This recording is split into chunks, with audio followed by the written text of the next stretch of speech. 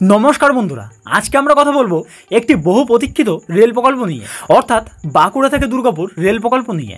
এটি বাঁকুড়া ও দুর্গাপুরের মধ্যে সরাসরি কানেক্টিভিটি তৈরি করবে, যেটা মানুষের যাতায়াত এবং ব্যবসার ক্ষেত্রে এক বিশাল গেম চেঞ্জার হতে চলেছে। তাই ভিডিওটি শেষ পর্যন্ত দেখুন, কারণ আজকে আলোচনা করব বর্তমান আপডেট, ডিপিআর, ভবিষ্যতের রুট এবং এর প্রভাব সম্পর্কে।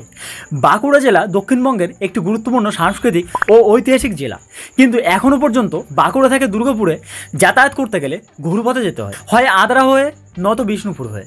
অনেক দিন ধরেই এই এলাকার মানুষ চাইছিলেন একটি সরাসরি রেল লাইন, যাতে 2 থেকে 3 ঘন্টার যাত্রা 30 থেকে 35 মিনিটেই হয়ে যায়।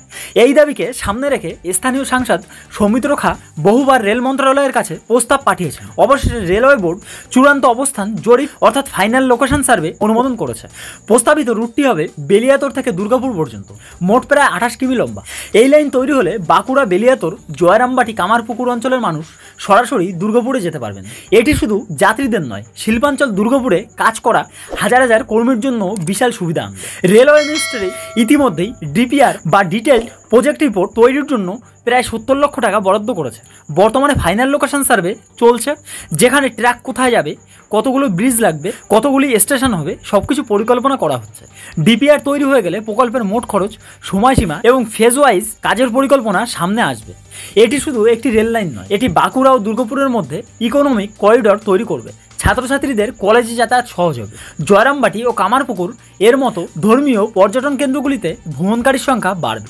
শিল্পাঞ্চল দুর্গাপুরে শ্রমিকদের যাতায়াত খরচ কমবে। ছোট ব্যবসা, কোল্ড স্টোরেজ, কৃষি পণ্য এবং পরিবহন সবকিছুই অনেক দ্রুত হবে।